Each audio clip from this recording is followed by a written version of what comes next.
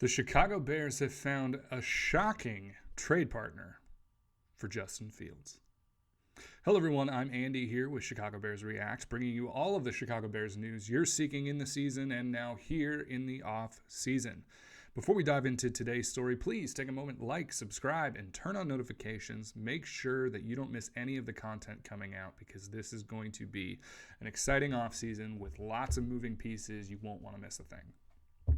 So we've gotten a lot of chatter on the interwebs, so to speak, about a new and somewhat shocking trade partner for Justin Fields.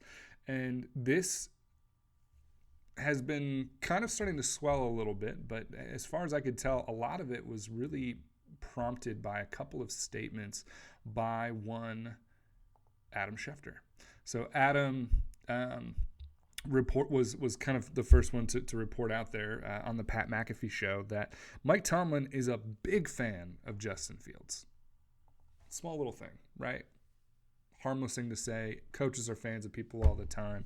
You know, people like Jim Harbaugh can gush about Justin Herbert, but it doesn't mean they're going to go coach them. Oh, wait, sometimes that's exactly what happens. That's interesting to me because at the end of the day, two things are very true about the Pittsburgh Steelers. One is that they do not have an answer yet at quarterback. Yes, Kenny Pickett has promise. Yes, Mason Rudolph has shown he can be, reliable in a pinch. But much like where the Bears have been, the Pittsburgh Steelers don't really, they're kind of in quarterback purgatory at the moment. They don't really have an answer to get past their AFC rivals. Consider the division they're in. They've got Lamar Jackson. They've got Joe Burrow, both in that division. They've got a nice defense. It's a great defense, and they've got one of the top head coaches in football in Mike Tomlin. It's going to be really hard to win that division if you don't have at least a Kirk Cousins level quarterback, shall we say. Somebody who is good enough that you're not going to lose because of, right? Somebody that you can win with. Right now, they don't have a quarterback that they can win with. They certainly don't have a quarterback that they can win because of.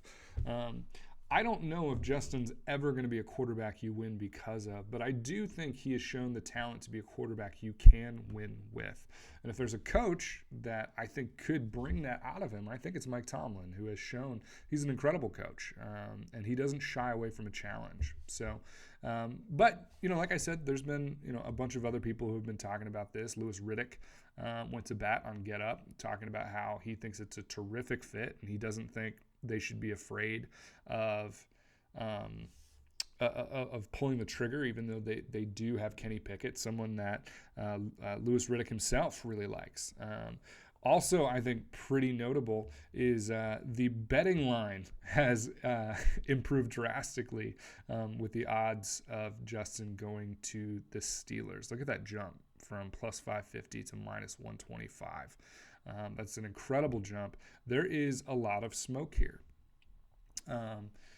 Now, some of you may have seen some of the chatter that came out just in the last couple of days that would seem to run against this. And even, as this blogger says right here, Justin Fields' trade destination may have just been eliminated. And this is specific to the reports that have come out that the Steelers are planning to move forward with Kenny Pickett and Mason Rudolph.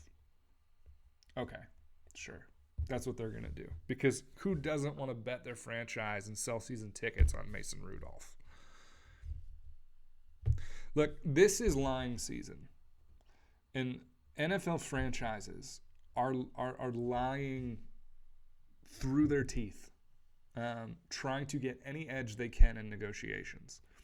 And I think there's enough smoke here that, to me, it indicates the Steelers are very interested in Justin Fields. And if you were trying to keep the price for Justin low, what would be the thing you'd want to put out there? I'd put out a statement. it were me, if I were a GM or an owner, I'd put out a statement that said something like, hey, we're happy at quarterback. We don't really feel like we need to upgrade. And then when you're negotiating, you can say, yeah, look, we like Justin, but is he that much of an upgrade? Do we really need him? We're kind of happy here. Like, if you're not willing to come down, who cares? We don't need him. That's what I think's going on. I really think this is a smokescreen. I really think, this is one of those classic examples of don't trust what you're hearing. So then it comes down to what the cost is. And I've seen a lot of Steelers, just in researching the story, I've seen a lot of Steelers reports that are saying, you can get Justin for a second and a fifth. Not even a current fifth, their second round pick this year and a future fifth round pick. But according to, again, Adam Schefter, he says he would not be surprised if it's even higher than that. And he when asked about that, he said, quote, definitely, I think they might get a 1. Why do I think that's interesting? Well, this was a report just in general. This was not about the Steelers. This was just a report from Adam Schefter based on everything he's hearing. And let's be honest, if there's anybody who knows, it's Adam. And if he's hearing that teams could get a 1, he's probably got it on good authority that there's a team that might be willing to do it. And who is the team that we've heard about in these potential trade landing spots that would be most likely to give up a first-round pick? Probably the one picking toward the end of the first round. So they have the 20th overall pick. Some of the other teams, Atlanta, that's a top 10 pick. Denver, the Raiders, those are both top 15 picks. And their second-round picks are also going to fall in the beginning of the second round. And so if you're the Steelers, if you want to beat, let's say Atlanta is willing to throw a second-round pick at Justin Fields. Well, if you want to beat that, now all of a sudden you've either got to throw in another pick, maybe a second-round pick, or you've got to come in before then. And because they have that 20th pick that's late enough in the first round, I think it might be possible. So if that ownership group is as frustrated as it seems they are about not making the playoffs, about this kind of dry spell they've been on, what is the 20th overall pick if you think, based on what you're hearing from your coach, that you can get the quarterback that is going to solve your problems? Food for thought. Anyway, I think it's interesting. So let me know in the comments if you think this is the most likely trade spot for Justin, or if you think it is somewhere different. Let me know where you think it is in the comments.